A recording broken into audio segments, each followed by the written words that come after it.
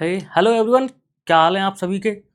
आज हमारी चौथी क्लास है सीरीज की, जिसमें हम क्या कर रहे हैं, सीजीएल के प्रीवियस ईयर क्वेश्चंस का डिटेल्ड सॉल्यूशन कर रहे हैं। ठीक है, चलिए देखते हैं क्लास में। पहला क्वेश्चन है कॉस्टिक। ठीक है, कॉस्टिक का क्या मीनिंग होता है और हमें क्या बताना है, इसका साइनो बताना है, सिनोनिम बताना है। तो कॉस्टिक के दो मीनिंग होते हैं। ठीक है, एक तो होता है किसी से कैसी हार्ड टोन में बात करना, हार्ड टोन या कैसी टोन, बाइटिंग टोन, और कैसी tone, sarcastic tone, sarcastic tone.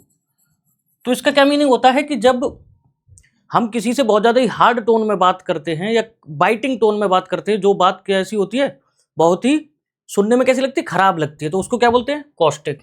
और एक मीनिंग होता है इसका टू कॉज बर्न, जिससे कोई चीज जल जाए, जैसे कोई केमिकल हो गया, कोई एसिड हो गया। ठीक है, अब हमें इसका सिनोनिम बताना है।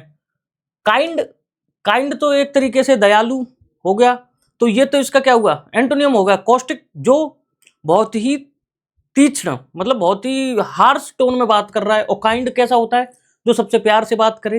माइल्ड, माइल्ड का मीनिंग होता है हल्का। ठीक है, कोई चीज बहुत ही लो इंटेंसिटी वाली है, माइल्ड है। जेंटल, जेंटल का भी क्या होता है मीनिंग, कि कोई कैसा है, सभ्य है, तरीके से बात कर रहा है। ठीक है, सार्केस्टिक, ऑप्शन नंबर डी इसका सही सिनोनिम हो जाएगा, क्योंकि इसका भी मीनिंग यही होता है कि किसी की क्या करना, किसी का उपहास करना, किसी का मजाक उड़ाना। ठीक है, और हार्ड टोन में यूज करे जाते हैं ये दोनों वर्ड, सार्केस्टिक भी और कॉस्टिक भी। ठीक है, नेक्स्ट क्वेश्चन देखते हैं। ईडियम का क्वेश्चन है हमारे पास। क्वेश्चन क्या कह रहा है, make no bones about it. इस ईडियम के क्या मीनिंग होता है, ये हमारे पास चार ऑप्शन है, एक एक करके पढ़िए इसको और बताइए क्या आंसर होगा इसका।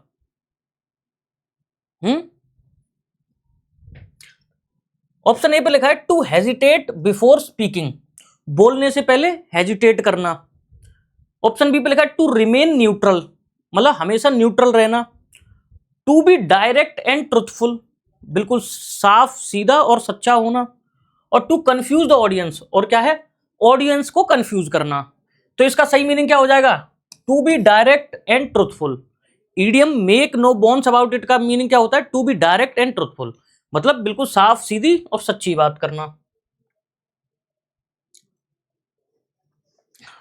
देखते क्वेश्चन नंबर 3 क्या पूछा गया हमसे, एंटोनियम किस चीज, किसका, एवनिसेंट वर्ड का हमसे क्या पूछा गया है, एंटोनियम पूछा गया है। और हमारे पास चार ऑप्शंस हैं, और ये चार ऑप्शन, ये पांचवा ये वर्ड, ये अपने आप में ही काफी बार रिपीट होते हैं। ऐसी कोई भी ईयर नहीं है, चाहे वो सीजीएल हो, सीएचएसएल हो, एमटीएस हो, जिसमें ये वर्ड रिपीट ना हो। बताइए कौन सा सही होगा।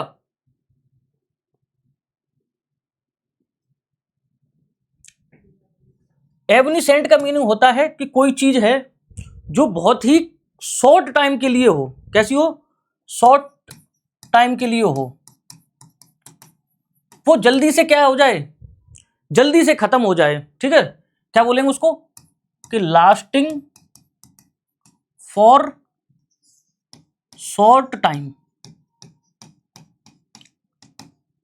Short time. ठीक है, तो ऐसा इस एवनिसेंट का मीनिंग होता है कि कोई चीज है जो बहुत ही शॉर्ट टाइम के लिए है, बहुत ही कम समय के लिए है।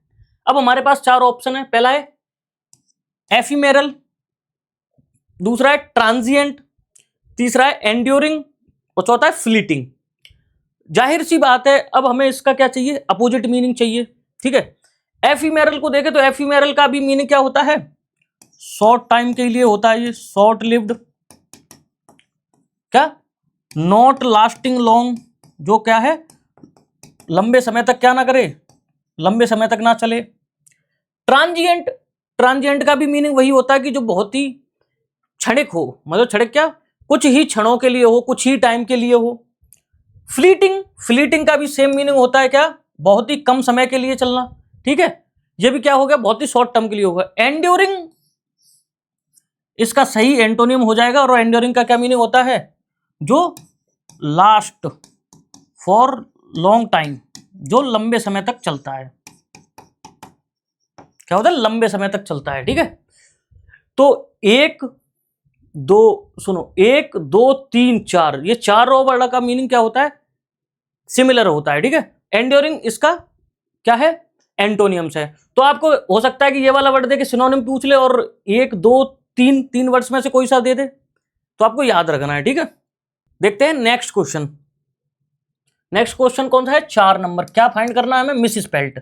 अब इन 4 वर्ड्स में से हमें ऐसा वर्ड ढूंढना है जिसकी स्पेलिंग गलत हो। ठीक है, तो पहले नंबर पे लिखा है अवेरिसस। अवेरिसस का क्या मीनिंग होता है? कि कोई पर्सन कैसा हो? ग्रीडी। ग्रीडी बोले तो कैसा हो? वो लालची हो। ठीक है, लोभी हो। और इसकी जो स्पेलिंग है वो बिल्कुल ही करेक्ट स्पेलिंग है। ठीक है, बी पे लिखा है टेमेरेरियस। टेमेरेरियस कौन होता है? जो कैसा हो? लापरवाह हो, रैश हो, और कैसी हरकत करता हो? फूलिश।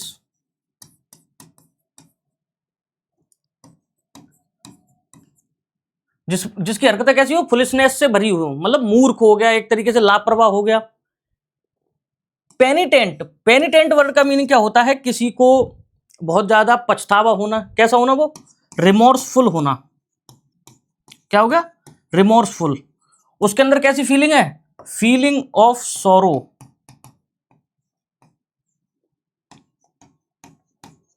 कैसी है? फीलिंग ऑफ सॉरो, मतलब उसके अंदर दुख की भावना है। वो बहुत ही एक तरीके से कैसा प्रायश्चित बोलते हैं ना जिसको, रिमोर्सफुल, मतलब वो दुख से भरा हुआ है, किसी उससे कोई गलत काम हो गया है, उसके लिए वो क्या है? रिमोर्सफुल है। ठीक है, अब हमारे पास एक ही वर्ड बचता है और इसकी भी स्पेलिंग बिल्कुल करेक्ट है। अब हमारे पास वर्ड बचा कौन सा? इन एडवर्टेंट। इन एडवर्टेंट की स्पेलिंग में पता क्या गलती है? यहां ए की जगह क्या आता है? ई आता है। तो यहां पे जो ए है वो गलत हो गया। और अगर हम बात करें इनवर्डेंट की मीनिंग की, तो इसकी मीनिंग क्या होती है? कि जब हमें क्या ना, जैसे हम कोई काम कर रहे हैं, हमने किसी चीज की स्ट्रेटेजी बनाई, ठीक है, और हमें रिजल्ट तो मिला, लेकिन जैसा हमने प्लान करा था ना, उस हिसाब से ना मिला। ठीक है, तो इसका क्या हो जाएगा कि रिजल्ट फ्रॉम, सॉरी यहां पे लिखो नॉट रिजल्टिंग, एक सेकंड, इसका क्या मीनिंग हो जाएगा? Not resulting from deliberate plan. कि मतलब जो रिजल्ट मिला ना वो अनजाने में मिल गया, अचानक से मिल गया। जो हमने डेलिबरेट कर रखा था, मतलब जानबूझकर जो हमने प्लान बना रखा था, उस हिसाब से हमें नहीं मिला। तो इसकी सही स्पेलिंग क्या हो जाएगी? जिसमें ई आती है, टी के बाद क्या आएगा? ई आएगा। और अपना सही ऑप्शन कौन सा हो जाएगा? ऑप्शन नंबर डी, ये हमारा क्या हो गया? करेक्ट आंसर हो गया। देखते हैं 5 नंबर। 5 नंबर में दिया है करेक्ट स्पेलिंग बतानी किसकी? रीबियरिंग मेटामॉर्फिक टेक्सचर वर्ड के लिए। ठीक है, हमें दिया गया है ये जो वो होते हैं ना हमारे क्या, रॉक्स, मेटामॉर्फिक रॉक्स, तो उससे रिलेटेड ये टर्म है जिसमें कैसा टेक्सचर होता है? मेटामॉर्फिक। कैसा टेक्सचर होता है? मेटामॉर्फिक। तो हमें उसकी करेक्ट स्पेलिंग बतानी है। बताओ कौन सी होगी सही स्पेलिंग?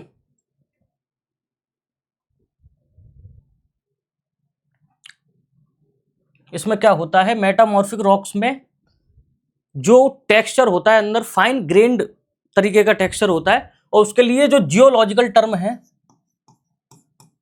जियोलॉजिकल टर्म वो कौन सी है? ऑप्शन नंबर बी वाली, पोरफाइरोब्लास्टिक। कौन सी टर्म है वो? पोरफाइरोब्लास्टिक। ठीक है, अब यहां पे क्या क्या गलती है? यहां पे देखो पोर की जगह प्रो लिख रखा है, ये वाला तो अपना सही है ही। ये देखो स्पेलिंग गलत है, पूरी सी एफ का यूज कर रखा है यहाँ पे, और यहाँ पे के गलत है यहाँ पे। ठीक है, तो अपनी सही स्पेलिंग कौन सी हो जाएगी? ऑप्शन नंबर बी पर, जो है ये वाली। नेक्स्ट देखते हैं, ठीक है, देखते हैं 6 नंबर। 6 नंबर पे लिखा है a government based on the rule of the wealthy और एलीट क्लास। ठीक है, आपको पता होगा कि जब भी गवर्नमेंट की बात करी जा रही है तो लास्ट में अगर आर्की मिलता है तो इसका क्या मीनिंग होता है, रूल। ठीक है, क्रेसी मिलता है तो उसका भी क्या मीनिंग होता है, गवर्नमेंट। ठीक है, जैसे आपने सुना होगा डेमोक्रेसी। डेमोक्रेसी में क्या होता है, डेमो मीन्स पीपल, क्रेसी मतलब रूल। तो जहां पीपल्स के द्वारा रूल किया जाता है तो उसे डेमोक्रेसी बोलते हैं। ठीक है, अब हमें क्या बताना है, वेल्दी और इलीट क्लास लोगों का जहां पे शासन होता है उसको क्या बोलते हैं। ठीक है, अब हमारे पास 4 ऑप्शन है, एक एक करके सबके मीनिंग देखते हैं। ओलिगार्की क्या होता है, ओलिगार्की का मीनिंग होता है कि जब बहुत ही कम लोग, अ फ्यू पीपल, कि किसके द्वारा रूल होता है, rule by a few people, मतलब बहुत ही कम लोगों के द्वारा जो शासन होता है उसको क्या बोलते हैं, ओलिगार्की। एरिस्टोक्रेसी, नोबल्स के द्वारा शासन होता है, जो नोबल लोग होते हैं, रूल बाई किसके द्वारा होता है, नोबल्स के द्वारा। प्लूटोक्रेसी, प्लूटोक्रेसी होता है रूल बाई वेल्दी पीपल, कि जो अमीरों द्वारा शासन होता है, अमीर लोगों द्वारा शासन होता है उसको क्या बोलते हैं, प्लूटोक्रेसी। तो अपना आंसर भी यही हो जाएगा, सी नंबर सही। और मेरिटोक्रेसी क्या होता है, रूल बेस्ड ऑन मेरिट, मतलब मेरिट के हिसाब से जिनको जो रूल करते हैं उसे क्या बोलते हैं, मेरिटोक्रेसी। ठीक है, तो इसका सही आंसर क्या हो जाएगा अपना, आंसर नंबर सी। ठीक है, 7 number fill in the blanks का क्वेश्चन है, ग्रामर से रिलेटेड है, ओनली आफ्टर से शुरू हो रहा है। Only after a decade of ground work blank space fully grasp the dialects nuances. ठीक है, ओनली आफ्टर मतलब केवल इसके बाद, किसके बाद, a decade of ground work. Decade क्या होता है, पीरियड ऑफ 10 ईयर्स, मतलब एक दशक, 10 सालों का समय, कि इतने सालों के ग्राउंड वर्क से क्या हो पाया है वो, फुल्ली ग्रेस्प उस द डायलेक्ट्स नुआंसेस। डायलेक्ट किसको बोलते हैं, बोली को, जो हम लैंग्वेज बोलते हैं ना उसकी बोली को। और नुआंसेस क्या होता है, सूक्ष्म, क्या होता है ये, मतलब प्रिसाइज, डिटेल्स बोल सकते हैं, प्रिसाइज या सूक्ष्म जो बारीकियां होती है ना लैंग्वेज की या बोली की, उसको नुआंसेस बोलते हैं। तो सेंटेंस क्या कह रहा है कि एक डिकेड के ग्राउंड वर्क के बाद वो फुल्ली उसको क्या कर पाई है, ग्रेस्प मतलब समझ पाई है, बोली की सूक्ष्म चीजों को या बारीकियों को समझ पाई। अब देखो हमें ऑप्शन कितने मिल, she had, did she, had she, she did. ठीक है, अब ओनली आफ्टर से ये शुरू हो रहा है सेंटेंस, जब भी कोई एडवर्ब से, नेगेटिव एडवर्ब हो या एडवर्ब हो तो उससे शुरू होता है, तो सेंटेंस कैसा हो जाता है, इन्वर्जन में यूज होता है। ये कैसा है, इन्वर्जन यूज हुआ है यहाँ पे सेंटेंस का। अगर हम नॉर्मल सेंटेंस की बात करें तो नॉर्मल सेंटेंस किससे स्टार्ट होता है, सब्जेक्ट से, फिर उसमें क्या आती है, वर्ब आती है, फिर क्या आता है, ऑब्जेक्ट आता है। अब यहाँ पे क्या है, ये सेंटेंस का इन्वर्जन है। ठीक है, तो इन्वर्जन में हमें भी इन्वर्जन का यूज करना पड़ेगा। यहाँ पे क्या आएगा, इन्वर्जन में बिल्कुल उल्टा हो जाता है। ठीक है, तो सबसे पहले अब हमें यहाँ पे देखो एक जगह वर्ब दी गई है, यहाँ पे क्या है, सबसे पहले ऑक्सिलरी वर्ब आई है, फिर सब्जेक्ट आया है, जहां पे सब्जेक्ट पहले आया, ऑक्सिलरी बाद में आई है। ठीक है, और हेड सी। ठीक है, इन्वर्जन का यूज है तो सी हेड वाले तो सारे ही गलत हो जाएंगे, मतलब सी हेड या सी डिड वाले, क्योंकि इनमें तो क्या आ रहा है, पहले सब्जेक्ट आ रहा है, हमें क्या चाहिए, ऑक्सिलरी पहले चाहिए, तभी तो इन्वर्जन में होगा वो। अब हेड का प्रयोग किसमें होता है, पास्ट परफेक्ट में।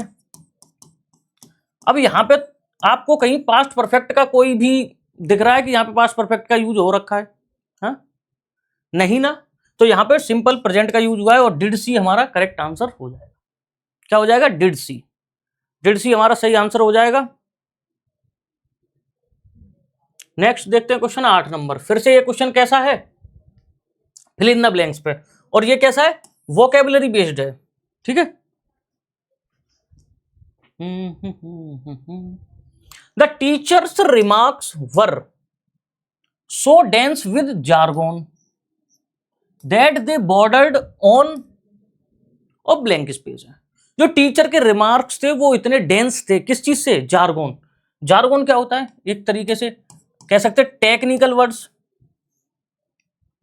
क्या कह सकते हैं इसको, जो किस चीज से भरे हुए थे, टेक्निकल वर्ड्स से। और जार्गन क्या होता है, एक तरीके से जो टेक्निकल हो गए या बहुत ही क्या है ना एडवांस वर्ड्स का यूज करके, इतने मतलब जो उनके रिमार्क्स थे वो उनमें इतने technical words advance words use हो रखे थे कि वो कैसे क्या कर रहे थे, दे बॉर्डर्स, उनने हमारा घेर लिया था किस चीज को, अब उसको हमें भरना है यहाँ पे। अब एक चीज बताओ, टीचर कोई चीज पढ़ा रहा है जिसमें क्या है, बहुत सारे जार्गोन भरे हुए, मतलब टेक्निकल वर्ड्स भरे हुए, इसके लिए एक और वर्ड होता है आर्गोट, इसका भी यही मीनिंग होता है आर्गोट का भी, जो जार्गोन का होता है, तो एक दूसरे के सिनोनिमस हो गए। तो इसमें इतनी ज्यादा वोकेबुलरी का यूज हुआ है, इतनी हार्ड वोकेबुलरी का यूज हुआ है कि उसने क्या कर दिया, दे किसके लिए आया, जार्गोन के लिए। बॉर्डर्ड मतलब उन्होंने क्या कर दिया, घेर लिया। बॉर्डर वही तो होता है ना, एक तरीके से किसी चीज को घेर लेना चारों तरफ से, इसीलिए तो बॉर्डर बनाया जाता है ना किसी चीज, तो बॉर्डर किस चीज को घेर लिया, ओपेसिटी, ओपेक, ओपेकस और ओप्लीसेंट। ठीक है, अब बताओ कौन सा होगा सही इसमें से, है ओपेसिटी का क्या मीनिंग होता है और ओपेक का क्या मीनिंग होता है, पढ़ो एक बार इसे। अब देखो वहां पे वर्ब आई है, वर्ब के बाद अब हमें यहाँ पे क्या चाहिए, ऑब्जेक्ट। अपना ऑब्जेक्ट के लिए क्या आएगा, नाउन का यूज होगा। ओपेक नाउन होता नहीं है, ओपेकस ऐसा कोई वर्ड ही नहीं होता है इंग्लिश डिक्शनरी में। ओपेसिटी यहाँ पे करेक्ट हो जाएगा, क्योंकि ओपेसिटी का क्या मतलब होता है कि कोई चीज की मतलब बिल्कुल पारदर्शी, कि पारदर्शिता नहीं समझ में आ रही उस चीज की, वो चीज हमें समझ में नहीं आ रही है। ठीक है, ओपेसिटी का यूज यहाँ किस सेंस में हुआ है, अंडरस्टैंडिंग के सेंस में यूज हुआ है, कि उनके जो रिमार्क्स हैं वो इतने ज्यादा हाईफाई वर्ड्स से, हाईफाई वोकेबुलरी से भरे हुए हैं कि उसने हमारी समझ को क्या कर लिया, घेर लिया है बिल्कुल। तो ये किसके लिए आया है, ये समझदारी के लिए आया है, अंडरस्टैंडिंग के लिए आया है। ठीक है, तो ओपेसिटी हमारा सही ऑप्शन हो जाएगा। हिज रिबिटल दो eloquent failed to, ठीक है, the main issue raised by the hostility. अब कह रहे उसका जो रिबिटल है, ठीक है, जो उसका रिबिटल है, दो इलोक्वेंट होता है कि मतलब वो बहुत अच्छे तरीके से, जो जिसमें वो होती है ना वर्बल, कैसे ना बोलने की एबिलिटी किसी की अच्छी है, तो वो कैसा होता है, इलोक्वेंट होता है। ठीक है, जिसकी वर्बल एबिलिटी या बोलने की क्षमता अच्छी होती है, या बोलने की क्या बोलेंगे उसको, एबिलिटी अच्छी होती है उसको। और रिबिटल का क्या मीनिंग होता है, एक तरीके से रिबिटल किसी भी चीज का क्या करना, किसी चीज को ना मानना, उससे डिसएग्री करना, उस पर असहमति दिखाना। ठीक है, उस चीज का क्या करना, खंडन करना। ठीक है, तो क्या कह रहा है सेंटेंस कि हिज रिबिटल दो इलोक्वेंट, मतलब जो उसका रिबिटल था वो बहुत ही ज्यादा अच्छे से उसने प्रेजेंट करा था, उसकी वर्बल एबिलिटी बहुत बढ़िया थी, लेकिन कॉमा लगाया फेल्ड टू, लेकिन वो फिर भी फेल कर गया किस चीज के लिए, the main issue raised by the hostility. जो अपोजिशन था, उसने जो भी कुछ इशू रेज करा था उसको क्या नहीं कर पाया वो। तो जब भी हम बोलने के सेंस में होते हैं कि आइडिया या इशू की बात करते हैं, तो उसको क्या करते हैं, हम एड्रेस करते हैं। एड्रेस करते हैं कि नहीं करते हैं, कि किस चीज में वो फेल हो गया, वो मेन इशू को एड्रेस करने में फेल हो गया, भले ही वो कितना भी अच्छा बोला, हाँ कितना भी अच्छा बोला, लेकिन वो सही तरीके से मेन इशू को एड्रेस नहीं कर पाया। अब बाकी वर्ड्स देख लेते हैं। डाइग्रेस का क्या मीनिंग होता है, डाइग्रेस का मीनिंग होता है कि बचना, मतलब कैसे बचना, कि जो मेन इशू है उस पर बात ना करना और इधर उधर की बातें करना। ठीक है, कि क्या हो गया कि मतलब भटकने की स्थिति में होता है ये। ठीक है, कि मतलब मेन इशू के बारे में बात नहीं करनी है और इधर उधर की बातें करनी है।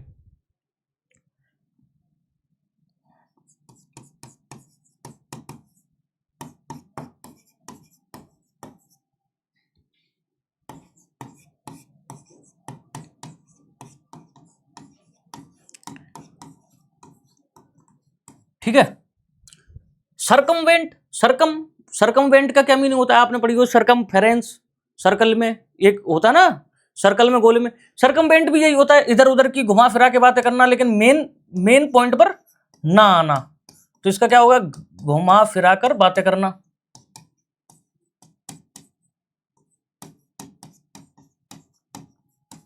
ठीक है।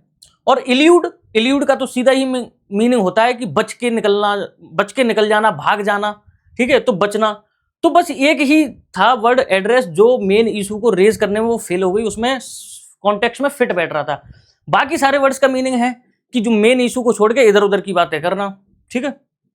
नेक्स्ट 10 नंबर देखते हैं। स्पॉटिंग एरर का क्वेश्चन है, एरर फाइंड करना है, और हमारे पास हैं कितने parts, 4 part. The amendments being suggested by the committee are not only intended to streamline administrative functions but also addressing the asymmetries in resource allocation that have long plagued rural districts। अब जो amendments बताए जा रहे हैं, ठीक है, हमें क्या करना है, एरर फाउंड करना है। अमेंडमेंट्स अपना कैसा है, प्लूरल, इसके लिए वर्ब कैसी आई है, प्लूरल, सही है ये तो, ठीक है। किस चीज के लिए इंटेंडेड है, only intended to streamline administrative function, ठीक है, sorry, not only but also. किस चीज का यूज हुआ है यहां पे, नॉट ओनली, और ये क्या है, फिक्स्ड पेयर है, नॉट ओनली और बट ऑल्सो। अब नॉट ओनली और बट ऑल्सो के बीच में हमें क्या दिया गया है, टू स्ट्रीमलाइन एडमिनिस्ट्रेटिव फंक्शंस। तो अगर हम पैरेललिज्म का स्ट्रक्चर, पैरेललिज्म के हिसाब से देखें,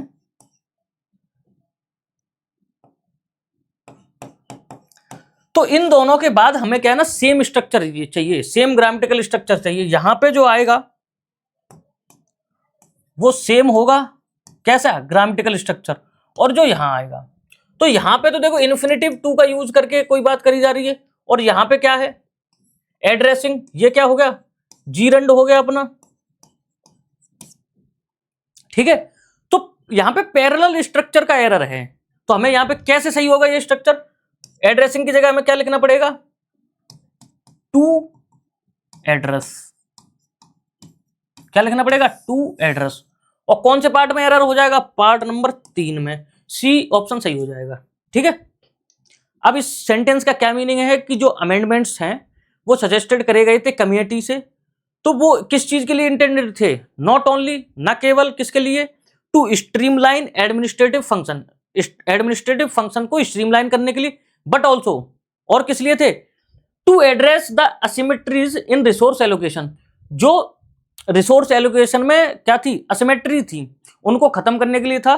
दैट है प्लेग्ड, लॉन्ग प्लेग्ड, प्लेग एक बीमारी होती है, सुना होगा, लेकिन ये एक तरीके से उसी के सेंस में हुआ कि जो बहुत टाइम से लॉन्ग प्लेस्ड, जो रूरल डिस्ट्रिक्ट में बहुत टाइम से एक तरीके से चुपकी हुई थी बीमारी की तरह, ठीक है।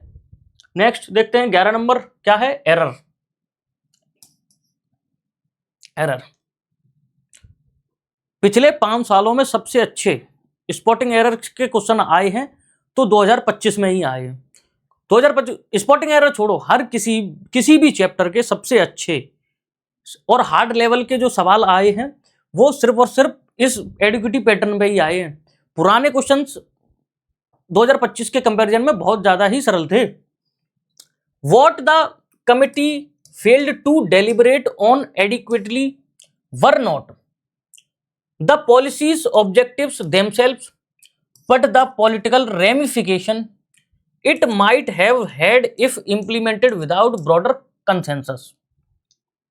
अब ये 4 पार्ट में फिर से हमारे पास सेंटेंस आ गया, ठीक है। अब हम शुरू से चेक करते हैं। What the committee failed, committee हमारा कैसा है, कमिटी एक तरीके से एक ग्रुप में, एक यूनिटी के रूप में यूज हो रहा है, तो कैसा हो जाएगा हमारा, सिंगुलर, ठीक है। Failed to deliberate on adequately, और यहां पे किसका यूज हो गया, वर का। सब्जेक्ट हमारा कैसा था, सिंगुलर, वर्ब कैसी होगी हमारी, प्लूरल, तो क्या हो जाएगा, ये पार्ट गलत हो जाएगा, इसकी जगह क्या आएगा, वाज। वाज का यूज इस सेंटेंस को क्या कर देगा, बिल्कुल सही, ठीक है। और दिक्कत कहां आई है, पार्ट नंबर 2 में, तो अपना बी ऑप्शन अपना क्या हो जाएगा, करेक्ट। नेक्स्ट देखते हैं, एक्टिव टू पैसिव बनाना है। अब देख लेते हैं जल्दी से हमें एक्टिव स्ट्रक्चर में क्या दिया गया है, हाँ क्या दिया गया है, the laboratory will have double checked the reagents by dawn. Will have के साथ हमें क्या मिल रही है, V3, एक्टिव में हमें क्या मिल रहा है, हाँ थोड़ा सा, एक्टिव में हमें क्या मिल रहा है, विल हैव के साथ क्या मिल रही है, वर्ब की थर्ड फॉर्म। और विल हैव के साथ वर्ब की थर्ड फॉर्म किस टेंस में आती है, फ्यूचर परफेक्ट में, ठीक है। अब इसका पैसिव कैसे बनता है, विल हैव और इसके साथ क्या जुड़ जाता है, प्लस बीन और प्लस V3। अब हमें क्या ढूंढना है, will have been plus V3। The reagents have been, नहीं गलत हो गया, हैव बीन से the reagents will have been double checked by the laboratory by dawn. यहां पे विल हैव बीन के साथ हमें क्या मिल रहा है, V3, यही हमें नीड था, तो ये वाला ऑप्शन अपना सही हो जाएगा। यहां पे देखो क्या है, विल बी गलत हो गया, वुड हैव बीन भी गलत हो गया, ठीक है। होमोनियम का क्वेश्चन है ये, ठीक है। होमोनियम्स के भी क्वेश्चन इस बार बहुत आए हैं, और हमें क्या बताना है इसमें, हाईलाइटेड क्या है इसमें, होमोनियम फेनन का बताना है हमें कि ये किस, इस कॉन्टेक्स्ट, जो ये सेंटेंस है ना, इसमें जो ये फेनन यूज हुआ है जिस कॉन्टेक्स्ट में, उसके अलावा इन चार ऑप्शंस में से वो किस में यूज हो रहा है, ठीक है। पढ़ते, the fanon rested on the pope's shoulder during mass. Pope क्या होता है, पोप चर्च से रिलेटेड होता है, जो चर्च में सबसे बड़ा प्रीस्ट होता है, सबसे हाई लेवल अथॉरिटी का प्रीस्ट होता है, उसको क्या बोलते हैं, पोप।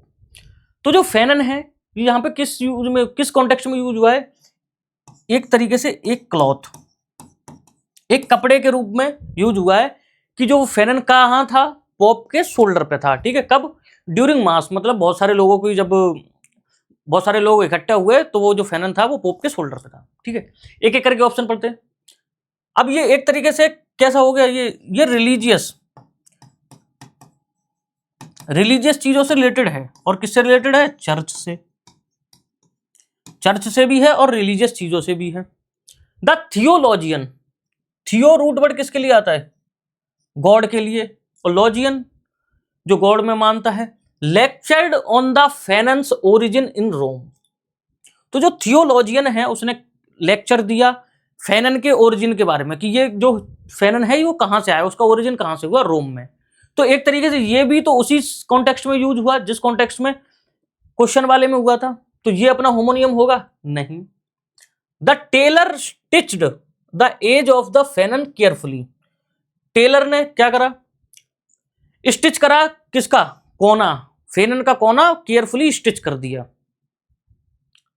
अब यहां पे आपको कोई रिलीजियस एस्पेक्ट दिख रहा है, इसमें नहीं दिख रहा है, आगे ऑप्शंस पढ़ते हैं। सी नंबर में लिखा है, the critic analysed Fanon's theory of post colonial identity.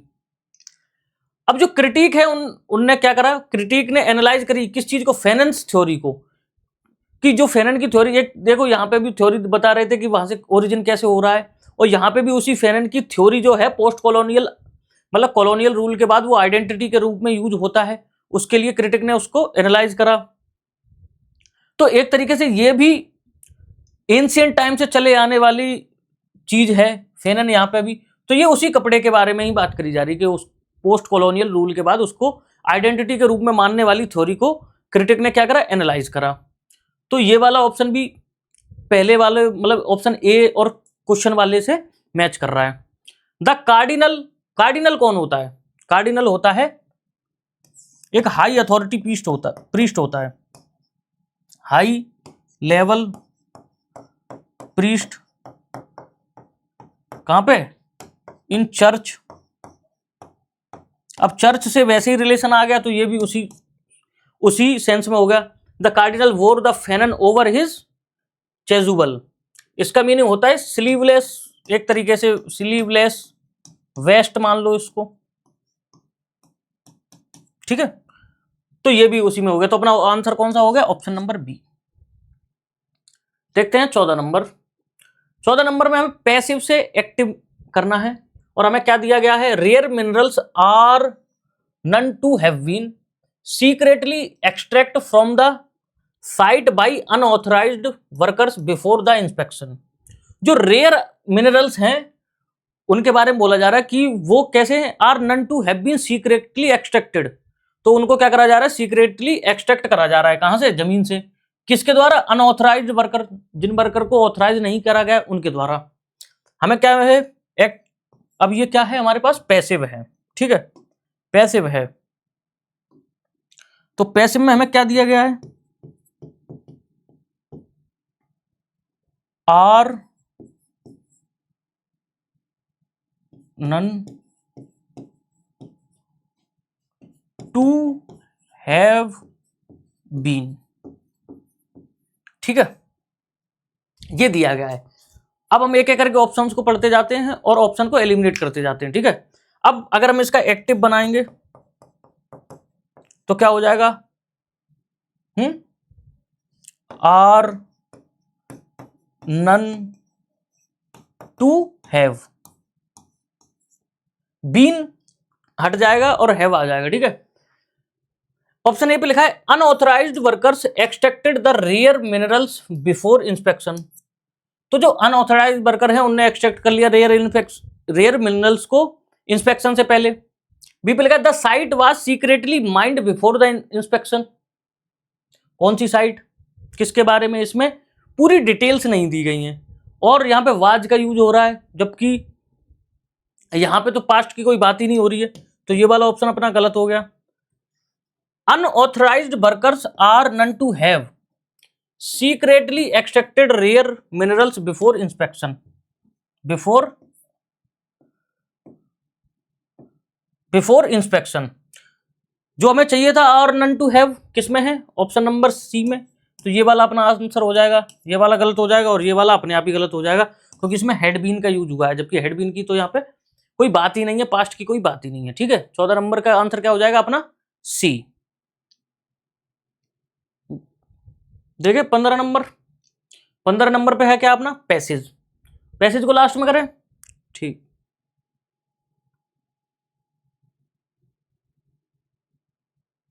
बीस नंबर देखते हैं क्या लिखा है, हमें हाईलाइटेड पार्ट को क्या करना है, रिप्लेस करना है, और हाईलाइटेड पार्ट कौन सा है, ये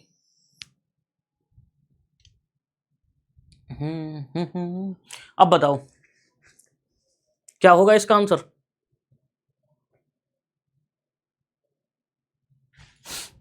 यहां लिखा है I suggested that he goes to the doctor immediately. अब सजेस्टेड लगाया हमने, ठीक है, क्या किसका यूज हुआ है, सजेस्टेड का, तो सजेस्टेड एक वर्ब है जिसके बाद हम किसका यूज करते हैं, सबजंक्टिव मूड का, किसका यूज करते हैं, सबजंक्टिव मूड।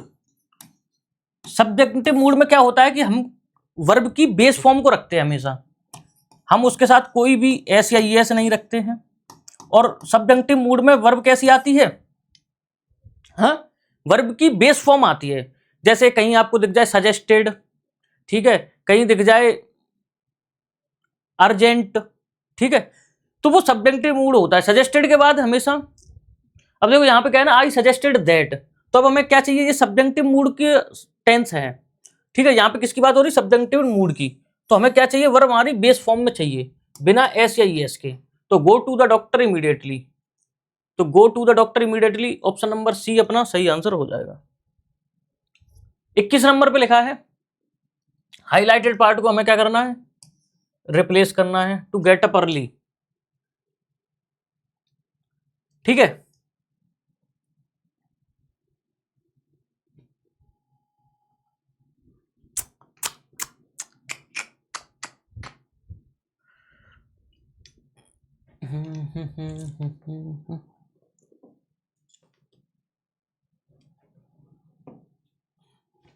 अब देखो यहां पे किसका यूज हो रहा है, यूज टू का यूज कब होता है, ये फिक्स्ड होता है, यूज टू किसी पास्ट हैबिट को बताने में, किसको बताने में, पास्ट हैबिट को, ठीक है, पास्ट की अगर आप किसी हैबिट के बारे में बात कर रहे हैं तो वहां पे हम किसका यूज करते हैं, यूज्ड टू का, ठीक है। और यूज्ड टू के बाद हमेशा हम वर्ब की कौन सी फॉर्म का यूज करते हैं? जीरंड फॉर्म का। किसका यूज करते हैं? जीरंड फॉर्म का। ठीक है, तो यहां पे क्या हो जाएगा? गेट की जगह गेटिंग। क्या हो जाएगा? गेटिंग। तो टू गेटिंग अप अर्ली, ये सही हो जाएगा। ठीक है, अगर हम देखें यूज टू के बाद हम किसका यूज करते हैं? जीरंड का। तो अगर हम इसके स्ट्रक्चर की बात करें यूज टू वाले सेंटेंस की, तो इसका स्ट्रक्चर क्या बनेगा? सबसे पहले सब्जेक्ट आ जाएगा हमारा, ठीक है, फिर इज, एम, आर, ठीक है, फिर यूज टू प्लस वर्ब। कैसी वर्ब चाहिए हमें? आईएनजी फॉर्म वाली, प्लस ऑब्जेक्ट। ठीक है, तो ये स्ट्रक्चर होता है यूज टू के लिए। नेक्स्ट देखते हैं 22 नंबर। इनडायरेक्ट स्पीच हमें बनाना है। सेंटेंस दिया है, Ritu said he does not listen to me, he doesn't listen to me. तो ये तो रिपोर्टिंग वर्ब हमारी पास्ट में है, तो टेंस चेंज हो जाएगा। डज नॉट किस में है? प्रेजेंट, प्रेजेंट इंडेफिनिट में है। किस में चेंज हो जाएगा ये?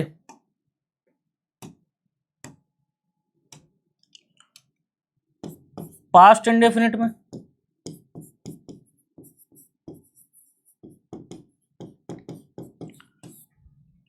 डज नॉट का क्या हो जाएगा? डिडंट। डजंट का क्या हो जाएगा? डिडंट। और डिडंट कहाँ है? एक ऑप्शन में, दो ऑप्शन में, ये दोनों गलत हो गए। रितु सेड, दैट कहां से आया? कॉमा, इन्वर्टेड कॉमा हटे तो हमने दैट लगाया, ठीक है, कंजंक्शन दैट का यूज करा। He didn't. और डिड नॉट के बाद फिर कैसी आती है? वर्ब की वी वन आती है, वर्ब की फर्स्ट फॉर्म आती है, ना कि थर्ड फॉर्म। तो ये गलत हो गया। अपना आंसर कौन सा हो जाएगा? सी। 23 नंबर पे फिर से डायरेक्ट और इनडायरेक्ट स्पीच का सवाल है। अब हमें क्या करना है? इनडायरेक्ट से डायरेक्ट में ले जाना है, ठीक है। The owner informed the employees that the deadline for submission had been extended by 4 days। तो जो यहां पे किसका यूज हो रहा है? हैड बीन एक्सटेंडेड का, ठीक है। तो हैड बीन एक्सटेंडेड को बैक शिफ्ट करेंगे, ठीक है। तो हैड बीन को बैक शिफ्ट करेंगे तो ये किस में हो जाएगा? हैज बीन में, हैज बीन या हैव बीन में। और इसमें भी V3 आती है और इसमें भी V3 आएगी, ठीक है ना। तो अब बता दो कौन सा आंसर हो जाएगा? अब तो बता दोगे हैं? अब तो बिल्कुल सरल कर दिया। यू मे गलत, हैज बीन एक्सटेंडेड सही है, आर एक्सटेंडिंग गलत है, मस्ट फिनिश गलत है। तो सही कौन सा हो गया? Option number B. नेक्स्ट देखते हैं। अब क्वेश्चन आ गए हैं किसके? पैरा जंबल के। पैरा जंबलिंग करनी है हमें, सेंटेंस को लॉजिकल सीक्वेंस में लगाना है। सबसे पहले क्या करते हैं हम? हर क्लास में बताता हूं ना, सबसे पहले हम क्या करते हैं? ऑप्शंस को देखते हैं। 2 से शुरू हो रहा है, 1 से शुरू हो रहा है, 4 से शुरू हो रहा है, 2 से शुरू हो रहा है। इसका मतलब 3 नंबर को हमें पढ़ने की जरूरत नहीं है। और हमें स्टार्टिंग किससे होगी? 2 से होगी, 1 से होगी या 4 से होगी। चलो पढ़ते हैं। यहां पे लिखा दीज नैरेटिव्स। दीज नैरेटिव्स आया है तो दीज जिसके लिए आया होगा कि कोई चीज जो होगी कैसी? दीज एक तरीके से जो किसको रेफर कर रहा होगा उसके बारे में पहले से बात करी जा रही होगी, ठीक है। तो दीज नैरेटिव्स 1 नंबर से जनरली स्टार्ट तो नहीं होना चाहिए। देखते आगे। These narratives often explore the ethical and social consequences of technological advancement from artificial intelligence to genetic engineering. तो जो ये वाले नैरेटिव्स हैं वो क्या करते हैं? ऑफन एक्सप्लोर, किस चीज को एक्सप्लोर करते हैं? Ethical and social, ethical and social consequences, मतलब एथिकल एंड सोशल रिजल्ट्स को करते हैं किसके? टेक्नोलॉजिकल एडवांसमेंट के, ठीक है। वो कहां से है? आर्टिफिशियल इंटेलिजेंस से लेके जेनेटिक इंजीनियरिंग तक। Science fiction is a genre of scape sorry science fiction is a genre of speculative fiction that typically deals with imaginative concept such as futuristic science and technology. तो science fiction एक तरीके का क्या है, genre है। Genre क्या होता है, एक तरीके की आर्ट, जैसे हर चीज को ना कैटेगराइज कर देते हैं कि ये वाली आर्ट इस जॉनरे की हो गई। जैसे किसी मूवी में कॉमेडी ज्यादा है तो उस मूवी का जॉनरे कैसा हो गया, कॉमेडी। किसी में हॉरर ज्यादा है तो उसका जॉनरे क्या हो गया, हॉरर। तो साइंस फिक्शन एक तरीके का जॉनरे है किसका, ऑफ स्पेक्युलेटिव फिक्शन। स्पेक्युलेटिव का क्या मतलब होता है, डीपली इनसाइटेड, मतलब बहुत गहराई से सोची हुई चीज कि स्पेक्युलेटिव फिक्शन है। दैट टिपिकली डील्स, वो किससे डील करती है, इमेजिनेटिव कॉन्सेप्ट्स को, जो काल्पनिक कॉन्सेप्ट्स होते हैं उनको ये क्या करती है, उनसे डील करती है। Such as futuristic science and technology, और जैसे फ्यूचरिस्टिक साइंस और टेक्नोलॉजी। अब ये एक जनरल इंट्रोडक्शन है किसका, साइंस फिक्शन का। इसमें किसके बारे में बताया जा रहा है, साइंस फिक्शन के बारे में। 3 नंबर में, this makes it a powerful tool for social commentary and for एंटीसिपेटिंग future challenges and dilemmas. ठीक है, दिस मेक्स इट, यह इसको बनाता है पावरफुल टूल, एक पावरफुल टूल बनाता है किसके लिए, सोशल कमेंट्री के लिए, और एंटीसिपेटिंग मतलब अनुमान लगाने के लिए, पूर्व अनुमान लगाने के लिए फ्यूचर चैलेंजेस और दुविधाओं का। ठीक है, क्या, this while entertaining the genre serves as a purpose beyond mere escapism। ठीक है, जबकि while entertaining the genre मतलब जबकि मनोरंजन के तौर पे, जबकि मनोरंजन करते हुए the genre serves as a purpose beyond, जो जॉनरे का पर्पज है वो कैसे सर्व कर रहा है, पर्पज बियॉन्ड मियर एक्सकेपिज्म, कि मतलब वो एस्केपिज्म का क्या मतलब होता है कि किसी चीज से बचने की जो एब्स्ट्रैक्ट आइडिया होता है उसको क्या बोलते हैं, एस्केपिज्म। ठीक है, अब ये हमारे पास आ गया पूरा पैराग्राफ, हमने एक एक करके सबको पढ़ लिया। अब आप बताओ इसमें से स्टार्टिंग किससे हो तो किससे हो। 1 नंबर वाले पे तो दीज नैरेटिव्स की बात हो रही थी, ठीक है, और 2 नंबर पे साइंस फिक्शन के इंट्रोडक्शन की बात है। ठीक है, 3 नंबर इसी चीज को आगे बढ़ा रहा है, और यहां पे फिर से वो जॉनरे की बात हो रही है जिस जॉनर की बात यहां पे हुई थी। ठीक है, अब 1 नंबर से तो शुरू नहीं होगा, तो 1 वाला ऑप्शन गलत। 4 में while entertaining the genre serves, अब इस जॉनरे के बारे में पहले बताया होगा तभी तो इसका पर्पज बताएंगे ना कि ये किस पर्पज में ये सर्व करता है, किस पर्पज में है ये। तो 4 नंबर भी अपना गलत हो गया। अब अपने पास 2 ऑप्शन बचे और 2 नंबर से स्टार्ट होगा क्योंकि एक जनरल स्टेटमेंट है। ठीक है, अब 2 के बाद 4 आना चाहिए या 2 के बाद 1 आना चाहिए।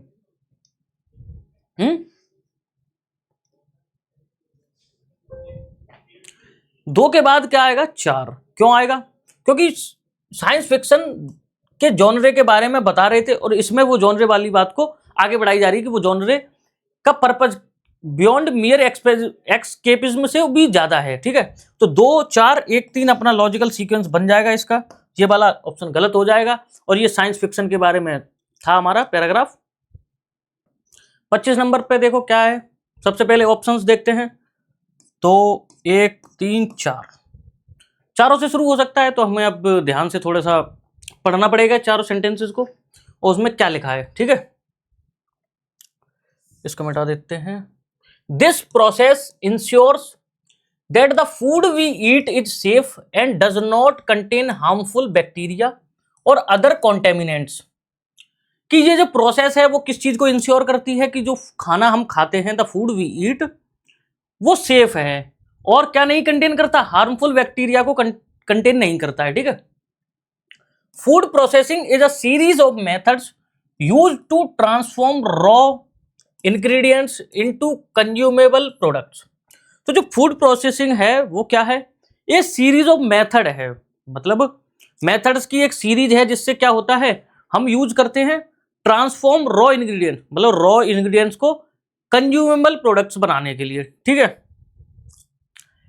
these methods can range from simple actions like cutting and grinding to more complex procedures such as pasteurization and fermentation।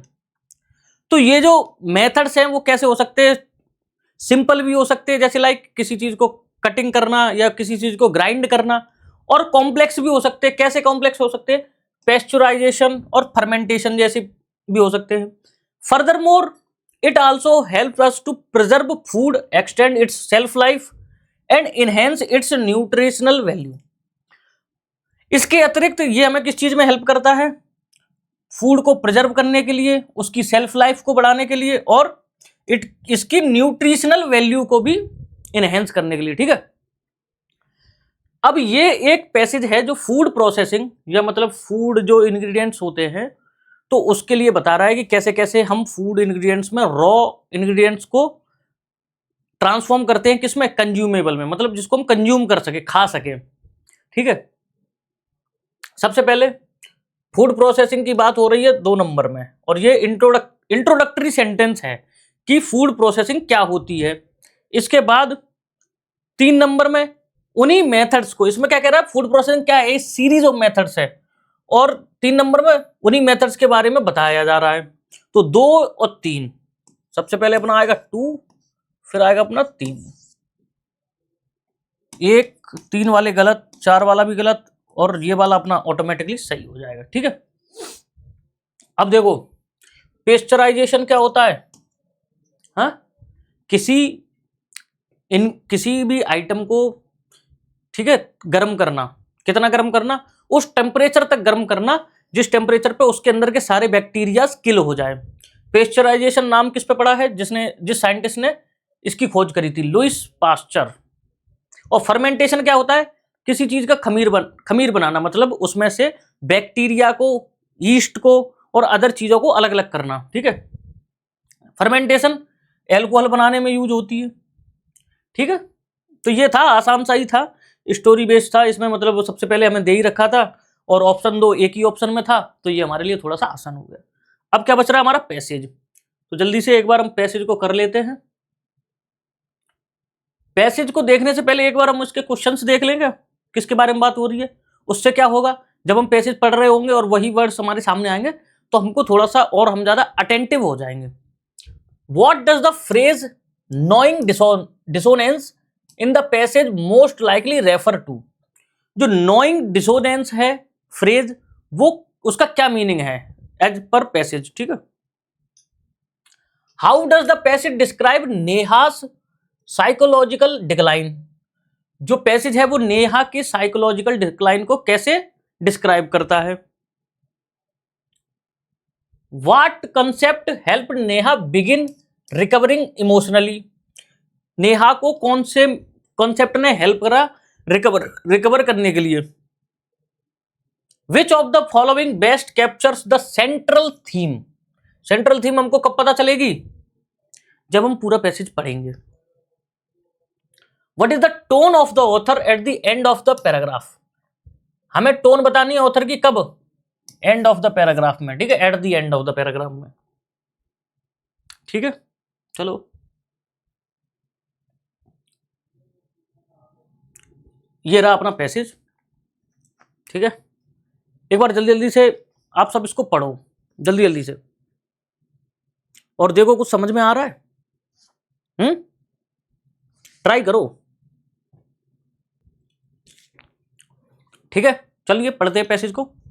For 17 year old Neha, Neha जो कि 17 साल की है, adolescence was not merely a phase of hormonal transitions and academic aspirations. It became an arena where perception and self-worth collided with insidious intensity. ठीक है, ये passage क्या कह रहा है? जो फॉर 17 ईयर ओल्ड नेहा, इसमें नेहा के बारे में बात करी जा रही है जो कि 17 साल की है। अडोलेसेंस किसको बोलते हैं? किशोरावस्था को। जब हम 17 या 18वीं साल में होते हैं अपने जीवन की, तो उसको क्या बोलते हैं? अडोलेसेंस, किशोरावस्था। Was not merely a phase of hormonal transitions, हमारी बॉडी के अंदर बहुत सारे हार्मोनल चेंज होते हैं।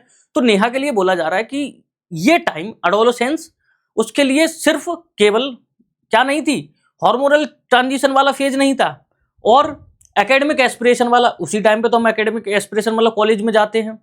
तो जो नेहा के लिए ये सिर्फ केवल यही नहीं था, क्या नहीं था? हार्मोनल ट्रांजिशन और एकेडमिक एस्पिरेशन। अब वो क्या बन गया था उसके लिए, it became an Arena. Arena क्या होता है, अखाड़ा, जहां पे क्या हो, लड़ाई हो, लेकिन यहां उस सेंस में नहीं आया, ये आया किस चीज के, अपने मन के अंदर की। वेयर परसेप्शन, परसेप्शन क्या, अपना view point, and self worth collided with Insidious intensity.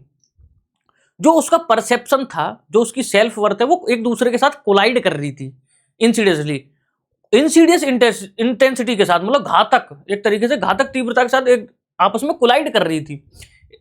In a world saturated with curated digital aesthetics and algorithm driven beauty hierarchies, Neha's own reflection began to feel less like truth and more like betrayal. ठीक है, क्या बोला जा रहा है इसमें कि इन a world, एक ऐसी दुनिया में जो किससे सैचुरेटेड है, किस चीज से संतृप्त है, मतलब भरी हुई है, क्यूरेटेड डिजिटल एस्थेटिक्स, मतलब बने बनाए डिजिटल एस्थेटिक्स, मतलब बहुत ही सुंदर सौंदर्य, ठीक है, डिजिटल, जो डिजिटली दिखते हैं हमें, और एल्गोरिदम ड्रिवन ब्यूटी हायरकीज, और जो एल्गोरिदम जो आता है सोशल मीडिया पे, हमें देखते हैं कि सब अपने रूप को बहुत ही सुंदर सुंदर प्रतीत करते हैं, सुंदर सुंदर अपीयर करते हैं। ठीक है, तो इस चीज से क्या हुआ, नेहाज ऑन रिफ्लेक्शन, जो नेहा स्वयं में जैसी थी रियल में, वो उसे कैसा फील होने लगा, लेस लाइक ट्रुथ, उसको कैसा लगने लगा कि वो सही नहीं है, और वो क्या है, एक धोखे जैसा उसको लगने लगा। ठीक है, एवरी स्क्रॉल थ्रू हर सोशल मीडिया फीड डिपेंड अ नोइंग डिसोनेंस। अब देखो, ये नोइंग डिसोनेंस का मीनिंग पूछा था ना, तो जब भी वो स्क्रॉल करती थी ना सोशल मीडिया को, कि एवरी स्क्रॉल उसको कैसा फील होता था, फील डिपेंड अ नोइंग डिसोनेंस, उसके लिए क्या पैदा कर दिया उसने, एक अंदर ही अंदर मतलब कि असहमति, एक तरीके से knowing dissonance between her authentic self and the impossible slots idealised online. एक दूसरे मतलब आपस में ही उसके लिए क्या होने लगा, वो कि जब भी वो फीड में स्क्रॉल करती थी, तो जो उसकी जो फीलिंग थी वो और ज्यादा गहरी होती चली जा रही थी। ठीक है, किन किन के बीच में, एक तो हर ऑथेंटिक सेल्फ जैसी वो क्या थी, रियल लाइफ में थी, और दूसरी क्या थी, the impossible slots idealised online, और जो ऑनलाइन की दुनिया में जो आइडल जिनको बना रखा था उनके और अपने बीच में उसको क्या लगता था कि वो बहुत ही ज्यादा एक तरीके से किसमें है, टसल में है, एक तरीके से बहुत ही ज्यादा वो मेंटली डिस्टर्ब है, खुद को वो कैसा समझती है कि फील लेस लाइक ट्रुथ, मतलब खुद को, उसका जो खुद का सेल्फ है वो उसको सही नहीं लगता है, वो क्या लगता है उसको, एक धोखा लगता है। This wasn't मियर teenage insecurity. अब ये क्या है, ये सिर्फ एक तरीके से की इनसिक्योरिटी नहीं थी जो कि एक बच्चे को होती है, टीनेज मतलब 17-18 साल के किसी को हो सकती है security. It manifested as a systematic devaluation of her physical self. और ये क्या था, एक ये किस तरीके से उससे मैनिफेस्ट हो रहा था, सिस्टमैटिक डिवेल्युएशन, मतलब सिस्टमैटिक मतलब एक तरीके से सिस्टम के थ्रू, मतलब एक सिस्टमैटिक, उसको क्या लग रहा था कि जो उसकी वैल्यू है वो डिवेल्युएशन होती चली जा रही, किसकी, उसका जो फिजिकल सेल्फ है, जैसी वो दिखती है, कैसे फिजिकली उसकी क्या है, डिवेल्युएशन है वो। ग्रेजुअली सी अडॉप्टेड प्यूनिटिव बिहेवियर्स। अब उसने क्या करा, कुछ बेवकूफी भरे बिहेवियर्स को स्टार्ट कर दिया, कैसे, फूड बिकेम कंडीशनल, खाना उसके लिए कैसा हो गया, कंडीशनल हो गया, खा रही है तो, नहीं खा रही है तो। मिरर्स बिकेम एडवर्सरीज, मिरर उसको अपना दुश्मन लगने लगा। And compliments transform into cryptic reminders of inadequacy, और जो कॉम्प्लीमेंट्स उनको मिलते थे वो किस चीज में ट्रांसफर होने लगे, क्रिप्टिक, मतलब एक तरीके से हिडन रिमाइंडर्स के रूप में होने लगे, किसके, अपर्याप्तता। इनएडिक्वेसी का क्या मतलब होता है, अपर्याप्त, मतलब वो उसको लगता था कि नहीं, मैं और मेरा सेल्फ जो ऑथेंटिक है वो एडुकेट नहीं है, मतलब कि वो पर्याप्त नहीं है। The subtle descent into dysmorphia was neither loud nor linear. अब जो उसके अंदर वो आ रहा था ना, जो सटल मतलब बहुत ही सूक्ष्म, मतलब बहुत ही हल्की हल्की जो उसके अंदर थी, वो मतलब बाहर से तो नहीं दिख रही थी, लेकिन वो कैसी थी, वो अंदर ही अंदर थी। नीदर लाउड, ना तो उसमें आवाज हो रही थी, ना तो वो लाउड थी, नॉर लीनियर, ना लीनियर थी। Academically capable and socially pleasant, पढ़ाई लिखाई में वो अच्छी थी, कैपेबल थी और सोशली प्लीजेंट थी, उसका बिहेवियर कैसा था, pleasant. Neha war the mask of normalcy with precision. अब नेहा ने क्या करा, उसके एक तरफ उसके माइंड में बहुत सारी चीजें चल रही थी और दूसरी तरफ नेहा ने क्या करा, खुद को नॉर्मल रखने के लिए एक मास्क टाइप का पहन लिया, मतलब खुद को वो नॉर्मल दिखा रही है, किसको, लोगों को। Yet beneath the practised smile was, yet beneath, देखो ये कॉन्ट्रास्ट दिखा रहा ना, यट बीनीथ द मतलब नीचे जो प्रैक्टिस्ड स्माइल्स हैं, जो स्माइल्स वो दिखा रही है प्रैक्टिस कर करके, वाज अ क्वाइट इम्प्लोजन, मतलब वो क्या है, झूठ है एक तरीके का। She began withdrawing emotionally, rationalising her distress as a vanity. अब उसने क्या कर दिया, वो विड्रॉ करना लगी, किसको, इमोशनली खुद को विड्रॉ करने लगी, ठीक है, और अपनी डिस्ट्रेस को, अपनी चिंता को एक तरीके से रेशनलाइज करने लगी। एंड ट्रिवियलाइजिंग मतलब तुच्छ समझने लगी, किस चीज को, अपनी वर्थ को, स्वयं की वर्थ को कैसा समझने लगी, या खुद को कैसा समझने लगी, बहुत ही तुच्छ। The turning point came not with drama but with silence. जो टर्निंग पॉइंट आया वो ड्रामा के साथ नहीं आया, बिल्कुल शांति से आया। A refusal to eat for days, जब कोई इंसान बहुत दिनों तक खाने से रिफ्यूजल करता रहेगा, खाने को मना करता रहेगा, वो किस चीज में क्या करेगा, which led to a medical intervention. अब क्या हुआ, वो बीमार पड़ गई, तो उससे क्या हुआ, मेडिकल इंटरवेंशन हुआ, ठीक है। Therapeutic engagement introduced her to the concept of self image distortion. जो थेरेपी के थ्रू एंगेजमेंट है, ठीक है, उसने उसके लिए क्या इंट्रोड्यूस करा, कौन सा कॉन्सेप्ट इंट्रोड्यूस करा, सेल्फ इमेज डिस्टॉर्शन, कि खुद की इमेज को डिस्टॉर्ट करने के लिए, खुद की इमेज को डिस्टॉर्ट करने के लिए एक कॉन्सेप्ट को इंट्रोड्यूस करा। And the emotional scaffolding required to rebuild her fractured sense of identity. और जो इमोशनल स्काफ फोल्डिंग करी गई, जो क्या रिक्वायर कर रही थी, कि अब उसकी जो आइडेंटिटी है उसको क्या करना पड़ेगा, रीबिल्ड करना पड़ेगा, जो कैसी हो चुकी थी, फ्रैक्चर्ड हो चुकी थी, थ्रू सस्टेन्ड काउंसलिंग। अब क्या हुआ, बहुत ज्यादा मतलब काउंसलिंग हुई बार बार, ठीक है। नेहा डिसइंटेंगल्ड, इंटेंगल्ड क्या होता है, किसी चीज में फंसा हुआ, उलझा हुआ। अब कैसी होगी, नेहा डिसइंटेंगल्ड, मतलब उस एक तरीके से उस फंसी हुई चीज से, उलझी हुई से बाहर की तरफ आने लगी। Societal impositions from intrinsic value, she begin to internalize that beauty is not a monolith dictated by culture but a spectrum shaped by the diversity, health and self compassion।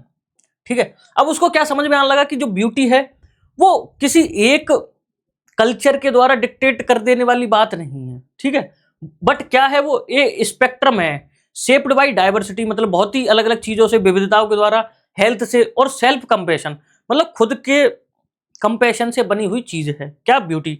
नेहास narrative is not a singular anomaly but a mirror to a larger epidemic.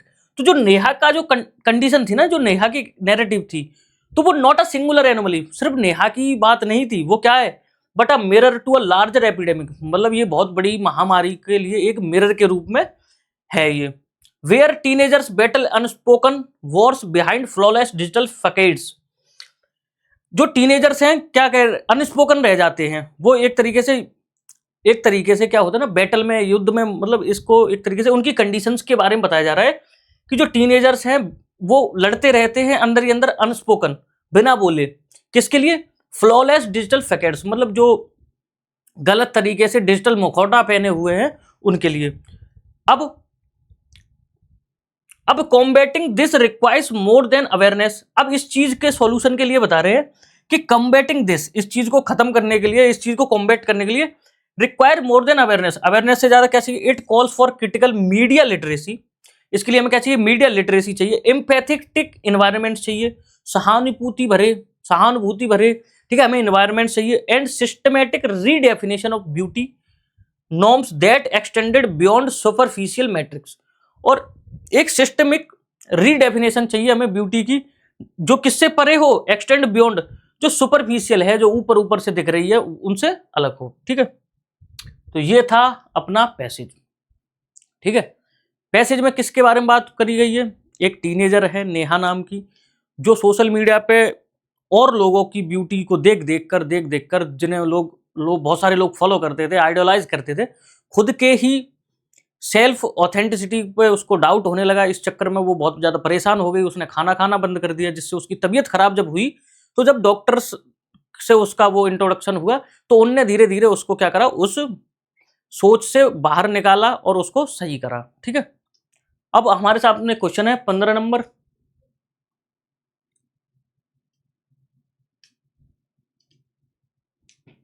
पंद्रह number question पढ़ते हैं, देखते हैं। अब ये phrase आई थी ना, इसका क्या मीनिंग है? ठीक है, चलो ये रही। Every scroll her social media feed depend on knowing dissonance between her authentic self and the impossible slots idealised online. अब इसमें क्या बोला गया था कि ये जो नोइंग डिसोनेंस है वो किसके लिए है? बिटवीन हर रियल आइडेंटिटी और ऑनलाइन आइडियल्स के बारे में। अब देखते हैं option, her hunger due to skipped meals, नहीं। Conflicts between her inner worth and online ideals, बिल्कुल ये आंसर करेक्ट हो जाएगा कि ये नोइंग डिसेंस फ्रेज का यूज कहां हुआ था, जब किस बारे में बात हो रही थी, उसकी सेल्फ वर्थ के बारे में, इनर वर्थ के बारे में और ऑनलाइन आइडियल्स के बारे में। ये वाले ऑप्शंस दोनों गलत हैं। देखते हैं 16 number. What does the passage describe, how does the passage describe Neha psychological decline. Neha के साइकोलॉजिकल डिक्लाइन को पैसेज कैसे प्रदर्शित करता है? Abrupt and confrontational. एब्रप्ट क्या होता है? एक तरीके से नॉट सिविलाइज्ड, असभ्य, और कन्फ्रंटेशनल एक तरीके से बोल्ड तरीके से किसी का सामना करना। तो ऐसा नहीं था, नेहा तो अंदर ही अंदर खुद में ही अंदर उसके अंदर बैटल चल रहा था, लेकिन सामने वो कैसे प्रिटेंड कर रही थी जैसे वो नॉर्मल है। तो ये वाला तो नहीं था उसके condition. Erratic and attention seeking. Erratic मतलब सनकी या उल्टे सीधा बिहेवियर करने वाला, और अटेंशन सीकिंग नहीं, उसे कोई अटेंशन नहीं चाहिए थी। ठीक है। Subtle and inwardly destructive. Subtle and inwardly मतलब अंदर अपने ही मन में डिस्ट्रक्टिव, अपने ही मन में कैसी थी वो? डिस्ट्रक्टिव थी। डिस्ट्रक्टिव क्या होता है कि कोई चीज जो कैसी हो, नुकसान, कॉज डेंजर, कॉज हार्म, ठीक है, जो कैसा हो, इररिपेयरेबल हो, तो उसको क्या बोलते हैं? डिस्ट्रक्टिव। तो बिल्कुल यही तो बात कर रही थी वो, अंदर ही अंदर क्या हुए जा रही थी अपने मन में, इनवार्डली अपने मन में कैसी थी? खुद को ही नुकसान पहुंचा रही थी। Vocal and rebellious. वोकल मतलब भरा हुआ बातों से, और रिवेलियस विद्रोही, ऐसा भी नहीं था। उसको तो वैसा दिखाया था कि वो अंदर ही अंदर क्या हो रही थी? खुद में ही परेशान हो रही थी। 17 नंबर देखते हैं। What concept helped Neha begin recovering emotionally. किस कॉन्सेप्ट ने नेहा को इमोशनली रिकवर होने में मदद करी? Narcissistic validation. नार्सिस्टिक का क्या मीनिंग होता है? नार्सिस्टिक का मीनिंग होता है कि कोई पर्सन खुद में ही, खुद को ही सबसे ऊपर मानने वाला, आत्ममुग्ध जिसे बोलते हैं, ठीक है, ईगोइस्टिक बोलते हैं, ठीक है, तो जिसमें खुद को लेके ही खुद को वो सुप्रीम मानता हो, महान मानता हो। तो ऐसा तो कुछ था ही नहीं, ऐसा उसको कोई वैलिडेशन नहीं चाहिए था। ठीक है। सेल्फ इमेज डिस्टॉर्शन, बिल्कुल सेल्फ इमेज डिस्टॉर्शन का बात हुआ था पैसेज में, कि ये कॉन्सेप्ट दिया गया था उसे कि खुद की इमेज को सबसे पहले तोड़ो। देखो, engagement introduce her to the concept of self image distortion, कि जब वो अपनी जो इमेज उसने बना रखी है उसे को डिस्टॉर्ट करेगी, तभी तो वो आगे बढ़ पाएगी। तो ये वाला ऑप्शन सही है। सोशल विड्रॉल मैनेजमेंट, नहीं। बिहेवियर कंडीशनिंग, ये भी नहीं। 18 number. Central theme of the passage. अब इस पैसेज की सेंट्रल थीम क्या है वो हमें बतानी है। एक एक करके ऑप्शंस को पढ़ते जाओ और बताओ क्या हो सकती है इसकी ऑप्शन थी central theme.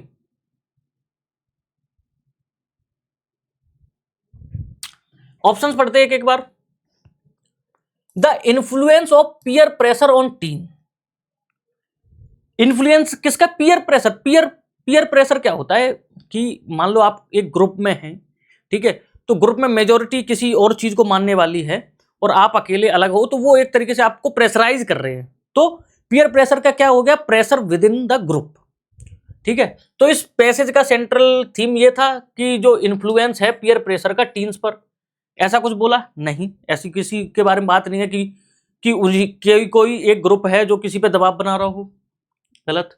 Cosmetic beauty norms and fashion trends, इसमें ब्यूटी की बात करी गई थी लेकिन कोई भी फैशन ट्रेंड की बात नहीं करी गई थी, तो ये बी ऑप्शन भी अपना गलत हो जाता है। Hidden psychological battles due to digital aesthetics, बिल्कुल सही, यही ऑप्शन अपना सही है। पैसेज में इसी के बारे में बात कर रहे थे कि जो डिजिटल एस्थेटिक्स की वजह से बहुत सारे लोगों को अंदर ही अंदर अपने मन में क्या करते रहते, वो साइकोलॉजिकल बैटल्स लड़ते रहते हैं, मतलब मनोवैज्ञानिक युद्ध करते रहते हैं, अपने मन में ही खुद को ही वो नीचा समझने लगते हैं। The necessity of academic counselling for teens, नहीं, इस बारे में कोई बात नहीं करेगी। 19 number, what is the tone of the author at the end of the paragraph. ठीक है, अब हमें पैराग्राफ के एंड में ऑथर की टोन बतानी है। ठीक है, पहले एक बार ऑप्शन पढ़ ले। Dismissive and ironic, reflective and critical, optimistic and celebratory, detached and neutral. ठीक है, कहां है पैराग्राफ का एंड, ये रहा, एक बार देखो इसको।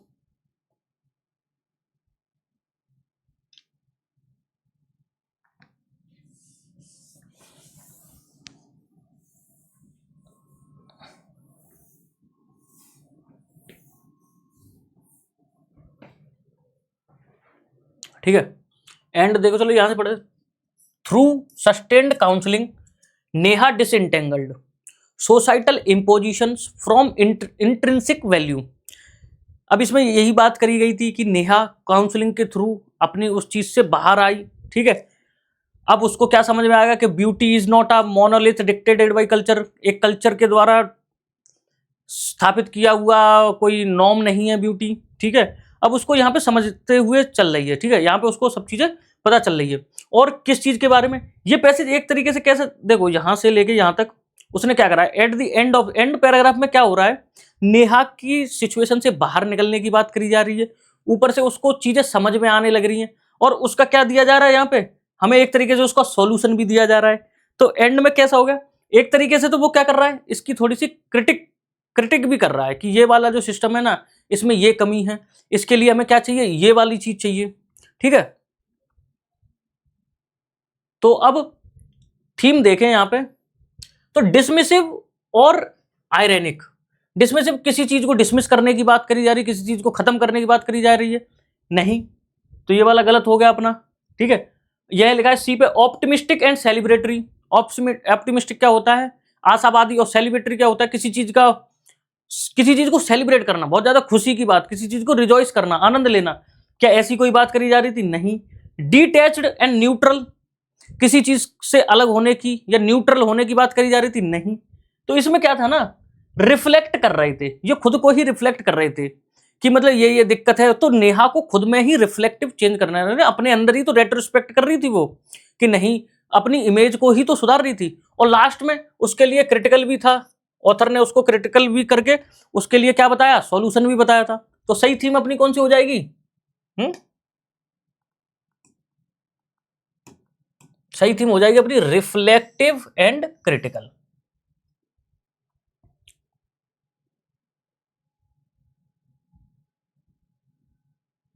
ठीक है, हो गए आज के 25 क्वेश्चन। बताओ 25 क्वेश्चन में से आपने कितने सही करे। ठीक है, आप अपने हिसाब से भर लेना इसमें कि आपके 25 में से कितने सही गए, आपने कितनों के आंसर दिए। और ये हमारी चौथी क्लास थी, अगर आपको क्लास अच्छी लगी हो तो वीडियो को लाइक करना, चैनल को सब्सक्राइब करना, और अपने फीडबैक को कमेंट में शेयर कर सकते हैं। हमारे टेलीग्राम चैनल चैंपियन ई बुक को भी ज्वाइन कर सकते हैं। ठीक है, थैंक यू, मिलते हैं अगली क्लास में।